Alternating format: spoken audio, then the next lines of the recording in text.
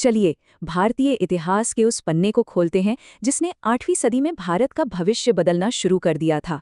कहानी उस पहली बड़ी टक्कर की है जब एक उभरता हुआ अरब साम्राज्य भारत की सरहदों तक आ पहुंचा। हमारी कहानी अरब प्रायद्वीप से शुरू होती है, जहां रेगिस्तान और उपजाऊ जमीनें एक साथ मौजूद थीं। 7वीं सदी से पहले यहाँ के लोग एक से ज्यादा देवी देवताओं को मानते थे, जिसे बहुदेववाद कहते हैं। 7वीं सदी में इस्लाम का उदय हुआ, जिसने अरब के कबीलों को एक नए विश्वास के तहत एकजुट कर दिया। इसी एकता के बाद इस्लामी खिलाफत ने बहुत तेजी से अपने साम्राज्य का विस्तार करना शुरू कर दिया।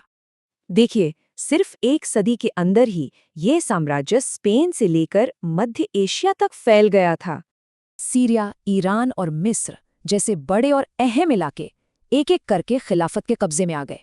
फिर 8वीं सदी की शुरुआत में खिलाफत ने अपना रुख भारतीय उपमहाद्वीप की ओर किया और नजर थी सिंध पर। चचनामा ग्रंथ के अनुसार खलीफा के हुक्म में इस हमले की 4 खास मकसद बताए गए थे। 712 ईस्वी में इस बड़ी मुहिम की कमान एक नौजवान सिपह सालार मोहम्मद बिन कासिम को सौंपी गई।